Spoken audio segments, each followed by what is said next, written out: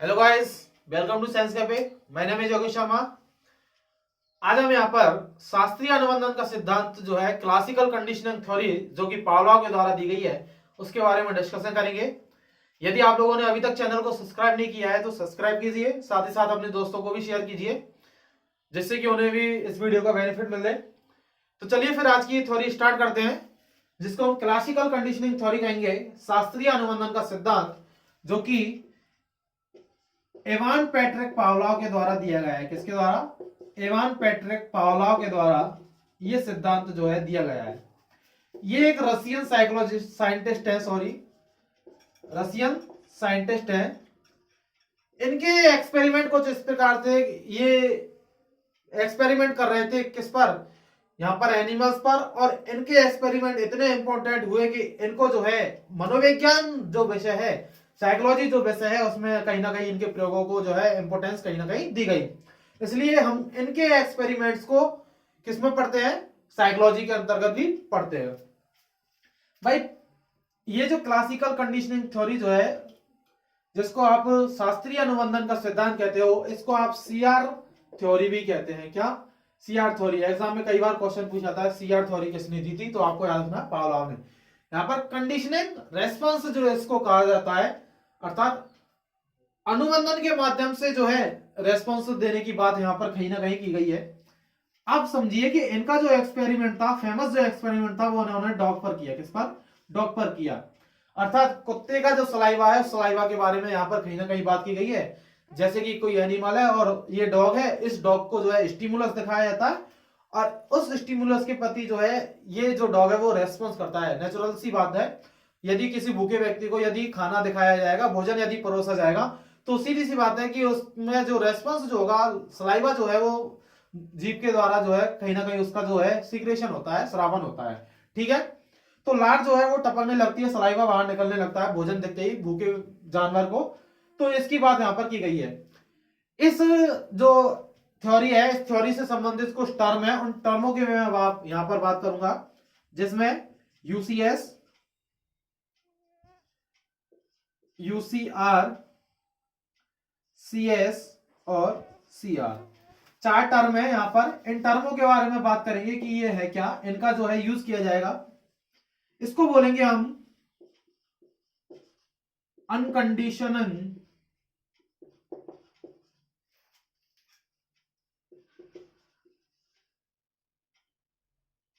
Stimulus, इसको बोलेंगे अनकंडीशनिंग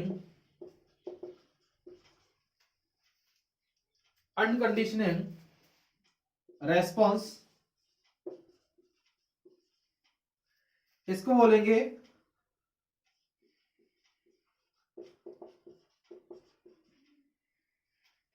conditional stimulus,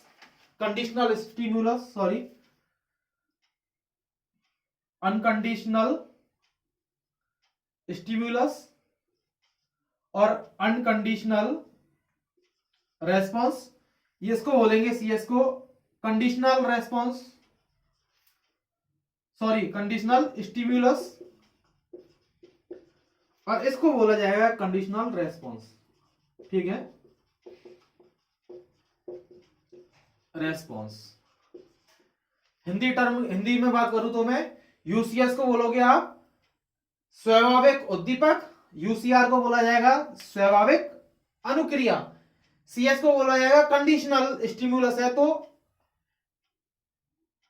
अस्वाभाविक उद्दीपक और अस्वाभाविक अनुक्रिया। ठीक है, यहां पर बात आया।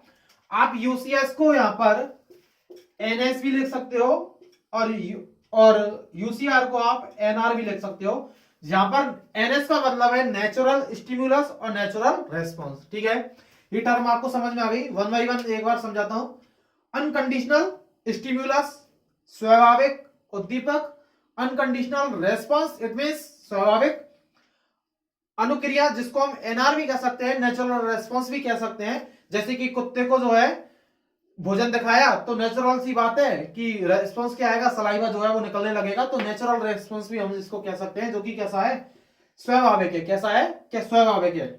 कंडीशनल स्टिमुलस की मैं बात करूं तो कंडीशनल स्टिमुलस मतलब अस्वाभाविक उद्दीपक, और सीआर का मतलब है कंडीशनल रेस्पॉन्स,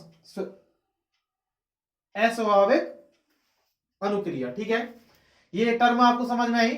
अब हम एक्सपेरिमेंट की बात करते हैं कि एक्सपेरिमेंट जो था वो एक्सपेरिमेंट क्या था, उसके बारे में बात कर रहा हूं, मिटा रहा हूं इसको। भाई इन्होंने अपने पावलोव ने अपने जो एक्सपेरिमेंट है, ये एक्सपेरिमेंट इन्होंने कहीं ना कहीं किस पर किए हैं, डॉग पर किए हैं। किस पर किए हैं? डॉग पर। जिसमें यहाँ पर 3 चरण है, उन चरणों की यहाँ पर बात की गई है इन्होंने अपने एक्सपेरिमेंट में। वन बाई वन एक एक चरण को समझते हैं। भाई इनका जो एक्सपेरिमेंट है वो डॉग पर हुआ है, और यहाँ पर 3 चरण है। जैसा पहला है बिफोर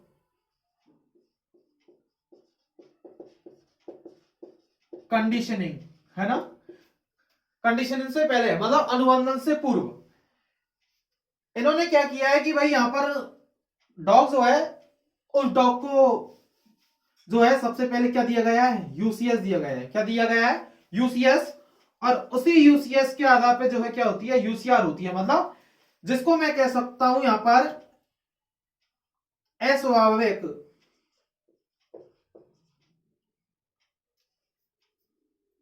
सॉरी इसको मैं कहूंगा यहां पर स्वाभाविक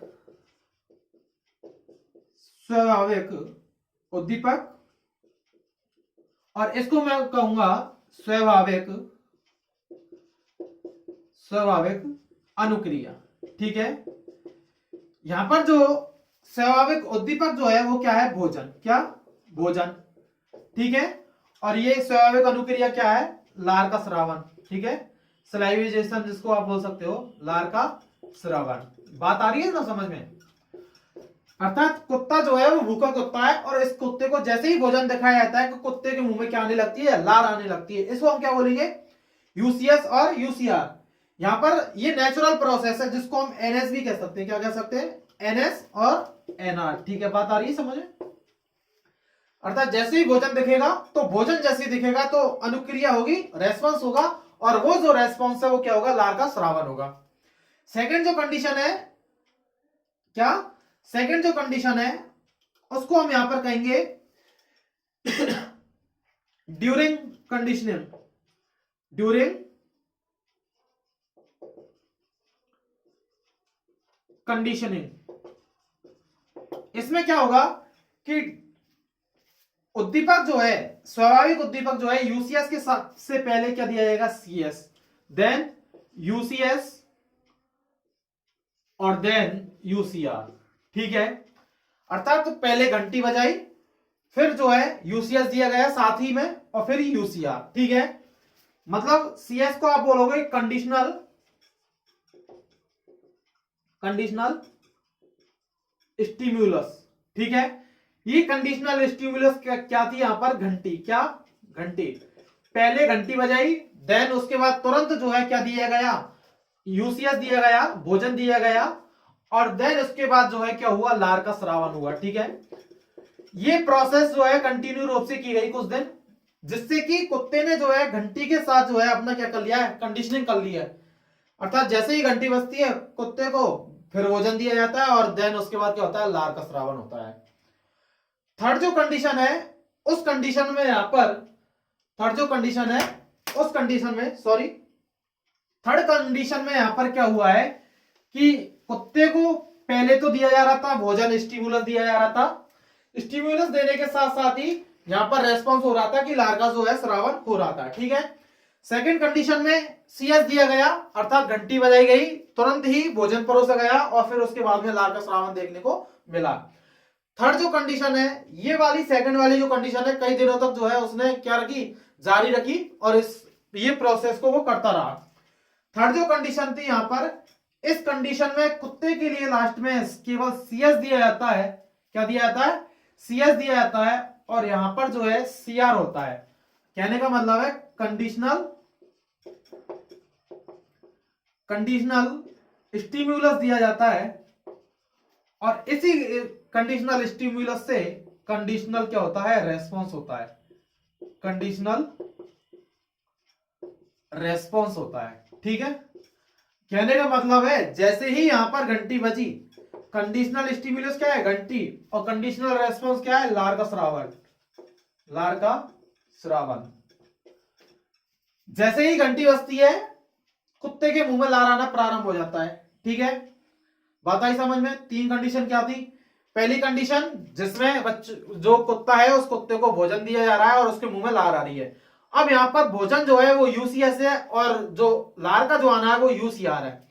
सेकेंड जो कंडीशन है यहां पर, उसमें कुत्ते को जो भोजन है वो घंटी के साथ परोसा जा रहा है, पहले बेल बजाई जा रही है, देन उसके बाद तुरंत ही उसको भोजन परोसा जा रहा है। अर्थात कुत्ता ये समझ लेता है कि जैसे ही घंटी बजती है भोजन तुरंत आता है, और फिर उसके बाद जो है उसके मुंह में लार का क्या होता है, श्रावण होता है। कुछ दिन यही प्रोसेस रही, और देन इसके बाद जो है केवल पावलोव ने घंटी बजाई, और घंटी को बजाते ही कुत्ते के मुंह में क्या आ जाती है, लार आ जाती है। अर्थात यहां पर पावलोव ने देखा कि कुत्ते ने जो है घंटी के साथ किया किया कंडीशनिंग की है, अनुबंधन किया है। कई बार होता है ना स्कूल में भी कि पता होता है कि फोर्थ जो बेल है वो साइंस की टीचर की है या मैथ की टीचर की है, तो उस बेल के बजते ही टीचर के आने से पहले हम बुक को बाहर निकाल लेते हैं। तो वहां पर हमने क्या की हुई है, कंडीशनिंग की हुई है। आपको पता है कि थर्ड जो बेल बजती है वो लंच की होती है, तो जैसे ही थर्ड बेल बजेगी तो आप जो है टिफिन निकालने लगते हो। तो कहने का मतलब है कि हम यहाँ पर कंडीशनल है, अर्थात कुत्ते ने यहाँ पर कंडीशनिंग की है, जैसे ही बेल बजती है तो उसके मुंह में क्या आने लगती है, लार का श्रावण होने लगता है। लेकिन यही प्रोसेस यदि बार बार कराई जाती है, अर्थात घंटी बजाई जाती है और भोजन नहीं परोसा जाता है, तो यहाँ पर जो है रेस्पॉन्स भी धीरे धीरे क्या होने लगता है, विलुप्त होने लगता है, अर्थात लार भी देखने को नहीं मिलती है। इसकी हम यहाँ पर बात करेंगे। तो ये आपको एक्सपेरिमेंट समझ में आया, चाहो तो आप स्क्रीनशॉट ले सकते हो। फिर हम कुछ टर्म है उन टर्मों के बारे में यहाँ पर बात करेंगे।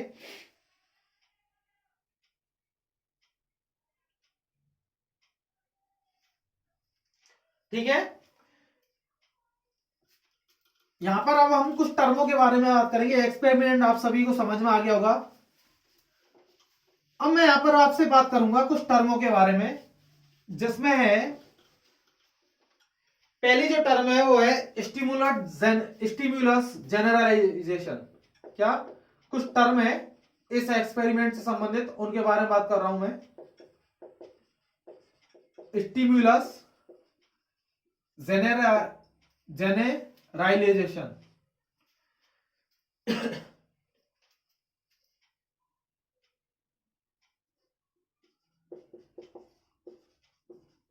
ठीक है, जिसको हम बोलते हैं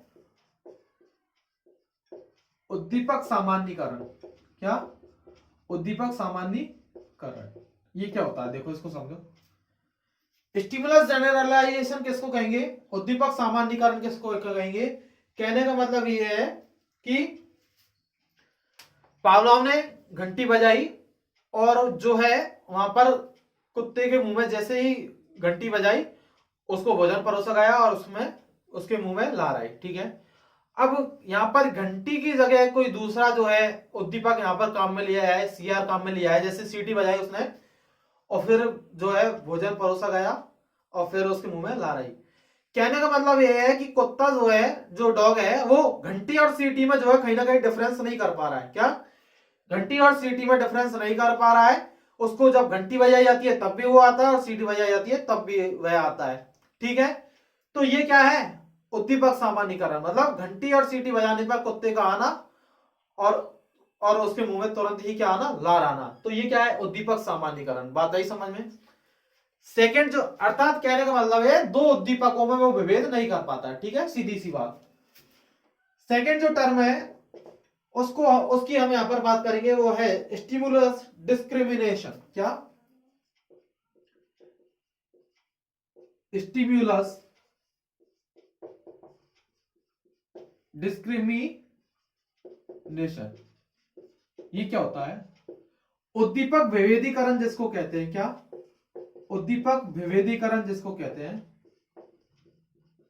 यहां पर क्या होता है कि डॉग जो है वो दो अलग अलग स्टिमुलस में क्या करना जानता है, डिस्क्रिमिनेशन करना जानता है, विभेद करना सीख जाता है। अर्थात कुत्ता जो है वो ये समझ आता है कि घंटी बजती है तो भोजन मिलता है, सीटी बजती है तो कोई भोजन नहीं मिलता है। अर्थात दो स्टिमुलस में डिफरेंस करना सीख जाता है, डिस्क्रिमिनेशन करना सीख जाता है। इसी को हम क्या कहेंगे, उद्दीपक विभेदीकरण कहेंगे। सामान्यतः जो है यदि मैं इसका एग्जांपल दूं आपको, एक बालक जो है वो गुलाब का फूल तोड़ता है और वहां पर उसको कांटा चुभता है, ठीक है। तो गुलाब का जो फूल है वो रेड कलर का है, तो बालक जो है वो हर रेड कलर की चीज से क्या होता है, डरने लगता है। मतलब यहाँ पर उद्दीपक सामान्यीकरण है। क्या है? उद्दीपक सामान्यीकरण है। अर्थात बालक को जैसे ही कोई रेड कलर की चीज दिखेगी तो बालक जो है उस रेड कलर की चीज से क्या करने लगेगा, डरने लगेगा। तो ये तो हो गया यहाँ पर उद्दीपक सामान्यीकरण। लेकिन बालक जो है ये जान सकता है कि ये गुलाब का फूल है, इसमें कांटे होते हैं, और दूसरा जो पेड़ है जैसे कि गुड़हल का ले लिया आपने, वो भी रेड कलर का ही होता है। तो दोनों में डिफरेंस करना सीख जाता है कि इसमें कांटे होते हैं, इसमें नहीं होते। अर्थात दो उद्दीपकों में कहीं ना कहीं डिस्क्रिमिनेशन यदि देखने को मिल रहा है तो इसी को हम कहेंगे उद्दीपक विभेदीकरण। बात आ रही समझ में?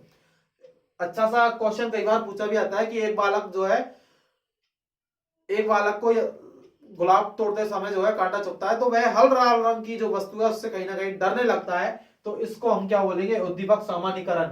लेकिन स्टिमुलस में यदि डिस्क्रिमिनेशन यदि देखने को मिल रहा है तो इसको कहेंगे स्टिमुलस विभेदीकरण। अर्थात कुत्ता जो है घंटी की आवाज सुनते ही तो आता है और सीटी की आवाज सुनने पर नहीं आता है, क्योंकि वो उसने दो स्टिमुलस में डिस्क्रिमिनेशन करना सीख लिया है। बात आगे समझ में? अगली जो टर्म है उसके बारे में मैं यहां पर बात करने जा रहा हूं, वो है एक्सटेनेक्शन।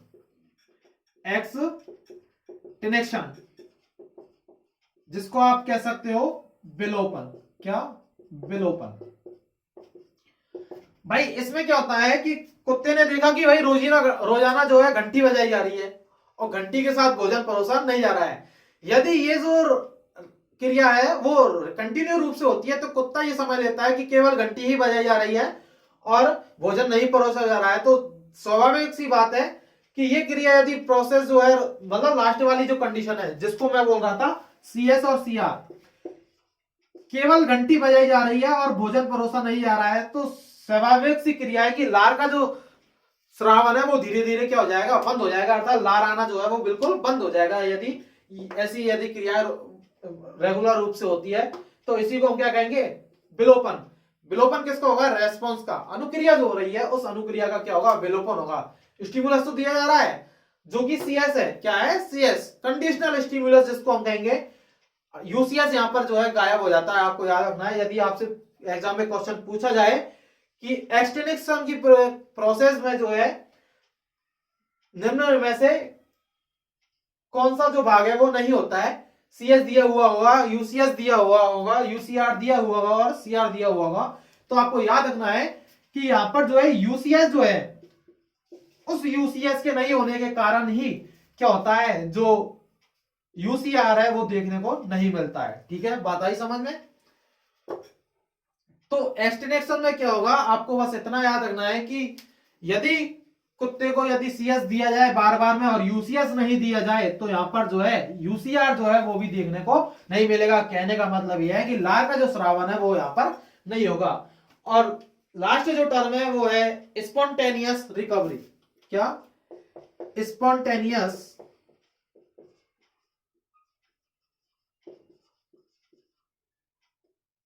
रिकवरी। इसकी जो है हिंदी टर्म मुझे कुछ याद नहीं आ रही है, आप सर्च मार लीजिएगा गूगल पे। स्पॉन्टेनियस रिकवरी को समझो यहां पर कि इसका मतलब क्या है कि जैसे बेल बजाई गई, मतलब ये जो प्रोसेस है कंटिन्यू रूप से चल रही है, कुछ दिनों के लिए इस प्रोसेस को रोक दिया गया है। ठीक है, अचानक 7 दिन के बाद 10 दिन के बाद जो है बेल बजाई गई और जो है क्या होता है कि विलोपन में भूल चुके होते हैं। अब अचानक बेल बजी तो बेल बजने के तुरंत बाद ही जो है कुत्ते के जो मुंह से जो है सलाइवा जो है वो क्या होने लगता है, उसका स्रावन होने लगता है। अचानक प्रोसेस, तो इसको हम क्या कहेंगे, स्पॉन्टेनियस रिकवरी। अर्थात बहुत दिनों के बाद जो है बेल बजी और बेल के बजते ही जो है यहां पर क्या हुआ, लार का श्रावण देखने को हमें मिला। तो ये क्या होता है, इसको हम बोलेंगे स्पॉन्टेनियस रिकवरी। ठीक है, बात आई? सारों जो टर्म है आपको समझ में आई? इन टर्मों में से कई बार क्वेश्चन पूछे जाते हैं। इसको एक एग्जांपल के द्वारा और समझाता हूं मैं आपको स्पॉन्टेनियस रिकवरी। जैसे कि ये समझो कि आपके आसपास में कोई एक मंदिर है और उस मंदिर में जो है एवरीडे जो है बेल बजती है। ठीक है, और बेल बजते ही आप मंदिर पहुंचते हो, ये प्रोसेस होती है। ठीक है, अब जैसे कि लॉकडाउन लगा तो मंदिरों में पूजा भी बंद हुई, तो बेल वगैरह बजना बंद हो गया। अब किसी दिन महीने भर के बाद 15 दिन के बाद जो है वो बेल बजी और आप जो है आपको तुरंत याद आया कि मंदिर भी जाना है, ठीक है। तो ये क्या हुआ, स्पॉन्टेनियस रिकवरी है। क्या है, स्पॉन्टेनियस रिकवरी। बात आई समझ में। कुत्ते को कई दिन तक भोजन नहीं दिया गया और घंटी भी नहीं बजाई गई, लेकिन अचानक से जब घंटी बजी तो कुत्ते को भोजन मतलब यूसीआर से याद आया और देन उसके बाद क्या हुई, यूसीआर मतलब जो है लार का जो श्रावण है वो यहां पर देखने को मिला। ये बात आई समझ में। तो इसको हम क्या कहेंगे, स्पॉन्टेनियस रिकवरी। एक बात और देखिए कि पावलोव का जो एक्सपेरिमेंट है इसमें यहां पर सीएस और यूसीएस, क्या सीएस और यूसीएस जो है इन दोनों के मध्य में 0.5 सेकंड का जो है एक टाइम जो है वो निर्धारित किया गया है। अर्थात इतने समय के बीच में जो है सीएस और यूसीएस साथ में दिया जाता है। अर्थात जैसे ही बेल बजेगी तुरंत जो है भोजन परोसा जाएगा और वो सेकंड आपको याद रखनी है 0.5 सेकंड। कितनी, 0.5 सेकंड। तो ये हमारी कुछ बात थी यहां पर। अब कुछ दो टर्म और हैं, उनको हम देखते हैं यहां पर। एक तो है अनानुबंधन और एक है अनुबंधन, ठीक है। अनुबंधन किसको कहेंगे और अनानुबंधन किसको कहेंगे, देखो यहां पर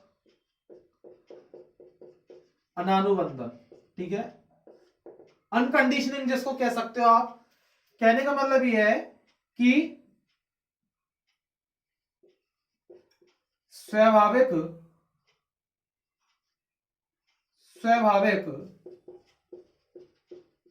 उद्दीपक के प्रति होने वाली स्वाभाविक प्रक्रिया, ठीक है। प्रक्रिया नहीं, जिसको हम अनुक्रिया कह सकते हैं, ठीक है। अर्थात कहने का मतलब यह है कि यूसीएस और देन यूसीएस देन यूसीआर, ये क्या है, अनानुबंधन है। क्या है, अनानुबंधन। बात आ रही समझ में। सीएस यूसीएस यूसीआर ये भी क्या है, अनानुबंधन, अनकंडीशनिंग है यहां पर। लेकिन यदि मैं बात करूं अनुबंधन की, किसकी, अनुबंधन की, कंडीशनिंग की मैं यहां पर बात करूं तो सीआर के देते ही सीएस के देते ही सीआर का आना क्या कहलाएगा, कंडीशनल कहलाएगा। अर्थात जैसे ही सीएस दिया जाता है कंडीशनल स्टिमुलस दिया जाता है, जैसे ही घंटी बजाई जाती है घंटी के बजते क्या आने लगती है, लार आने लगती है। इसको हम क्या बोलेंगे, कंडीशनिंग बोलेंगे, अनुबंधन बोलेंगे। अर्थात अस्वाभाविक उद्दीपक के प्रति आने वाली अस्वाभाविक अनुक्रिया को ही क्या कहेंगे, अनुबंधन कहेंगे। जबकि स्वाभाविक उद्दीपक के प्रति आने वाली स्वाभाविक अनुक्रिया को ही क्या कहेंगे, हम यहां पर अनानुबंधन कहेंगे। क्या कहेंगे, अनानुबंधन। मतलब यहां पर किसी भी तरह का अनुबंधन जो है यहां पर देखने को नहीं मिलता है। तो ये दोनों जो है फर्स्ट और सेकंड जो कंडीशन है एक्सपेरिमेंट की वो अनानुबंधन से जुड़ती है और लास्ट जो कंडीशन है सीएस और सीआर वाली जो कि कंडीशनिंग से जुड़ती है, अनुबंधन से जुड़ती है। आपको ये चीज भी यहां पर याद रखनी है, कई बार क्वेश्चन यहां से पूछा जाता है, ठीक है। तो यहां पर हमने मेंडल के इस एक्सपेरिमेंट की बात की। यहां पर ये एक्सपेरिमेंट क्या आवश्यक होता है, बुरी आदतों को छुड़ाने में और अच्छी आदत जो है सिखाने में ये एक्सपेरिमेंट बहुत ज्यादा उपयोगी है। क्योंकि यहाँ पर एक ही क्रिया जो है बार बार की जाती है। अर्थात किसी भी चीज को करने के लिए जो है प्रैक्टिस होना जरूरी है और वो तभी होगा जब वो क्रिया जो है कंटिन्यूअस रूप से बार बार में होगी। तो आपको ये जो है थ्योरी जो है यदि आप समझ में आई है तो चैनल को ज्यादा से ज्यादा सब्सक्राइब कीजिए, अपने दोस्तों को शेयर कीजिए। मिलेंगे फिर नेक्स्ट वीडियो में एक नई थ्योरी के साथ। तब तक के लिए ख्याल रखिए अपना, खुश रहिए, मस्त रहिए। Thank you, bye.